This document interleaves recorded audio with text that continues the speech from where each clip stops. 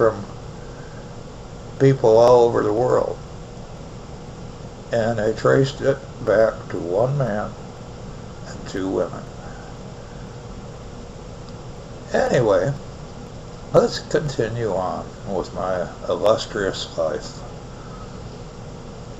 As a kid, I was a con artist. All the parents thought I was the perfect son. My parents, I think they knew that I wasn't perfect, but they thought I was better than what I was. Because when I got out of the house, I was a little con artist, and we used to play practical jokes on everybody. It didn't matter. I'll give you a couple examples. There were four of us, and we went into a grocery store. And at first we started going through the meat and throwing the meat around. And then going, just down the thing and vegetables and everything. And the store manager comes running up to us and says, "What are you doing?" And I said, "Well, my friend here lost his contact lens and we're trying to find it." And we had the stock boys out there with brooms, sweeping the floor carefully. And we were by the broom going through everything. And finally, we were just about ready to bust out laughing, so we decided to end it. And the kid who supposedly lost his contact lens said, "Oh, here it is." And he goes, acts like he puts it in, and even gets a little tear out of his eye. And so we got up, walked out. As soon as we got out, we started laughing. Oh, I forgot to mention, there was a crowd gathered around us. And we could hear the people in the crowd. And the guy says, "What happened?" "He lost his contact lens." "What's a contact lens?" "His contact lenses just came out." Another time, we were riding in an old hearse. 1935 or 6 Packard, I forget which. And in the back it had a thing that you put the casket in, and we made it look like the casket. We had a top on it, a casket cover. Come up to a stoplight, and a guy jumps out of the back of the hearse. And I had a starter pistol, and I shot him. 2 other guys went and threw him into the casket, closed the casket, we got in the hearse, drove off. Everybody just sat there trying to figure out what happened. We had a lot of fun, and it was worth it. We never got caught. See, that's the thing. Like, one time though, we TP'd a house. It's where you take toilet paper and throw it up in the trees and everything, and we did a beautiful job. Made the mistake of parking in front of a house that was under construction. The people across the street said that called the police and said that there was a suspicious car. Now the house we TP'd was right next door, a little bit behind, but it was on the street next to it. And the house that told the cops about us was the corner house, and this one was on right behind it, really.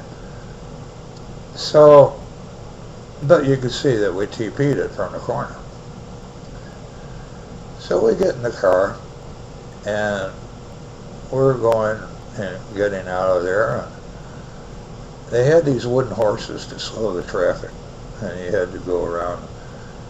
We brought them so that I was driving a Falcon, and I could get through, but a big car couldn't. Go around the corner now. Red lights go on and spotlight shines on us.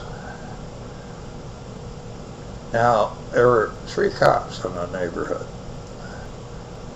2 of them liked me, and 1 didn't like me. Call him Leo the Louse. Just so happened Leo was on duty. He comes up, tells us to follow him.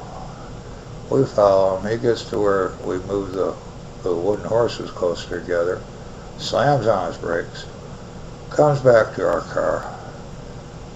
And the reason I made sure of it, that we could get through was because that's what we were going to say.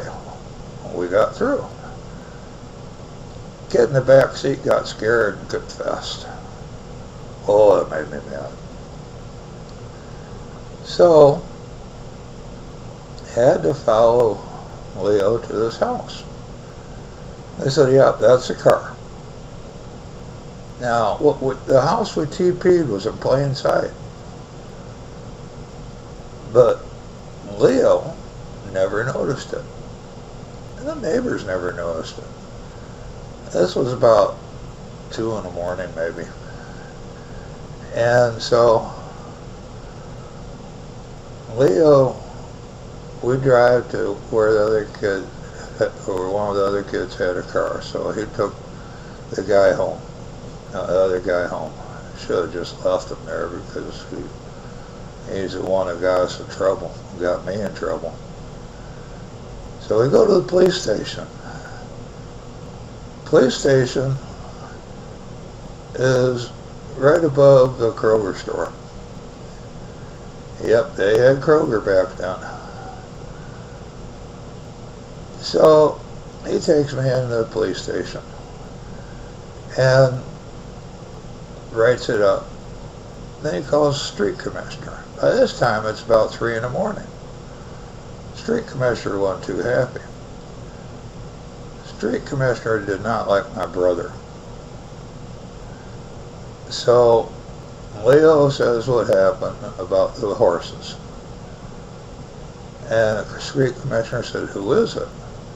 Leo told him, and noticing that my brother is the one he hates, he says, "Throw the book at him."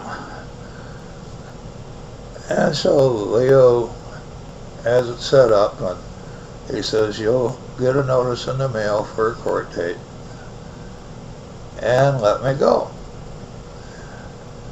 Month goes by, no notice for a court date. So I go to my best cop friend, name is White Cotton. I lived in an area where his brother was a cop, and his brother and I were good friends. And so I asked him about it. He said, "Well, remember when I told you that no matter what you do, I'm not going to do anything about it unless someone reports it?" I said, "Yeah." "Well," he said, "someone reported this time, didn't they?" I said, "Yeah." And he says, "I came in on duty and I saw the report on the desk and I tore it up and threw it away. But I didn't want to tell you because I wanted you to sweat it out. So I let you sweat it out."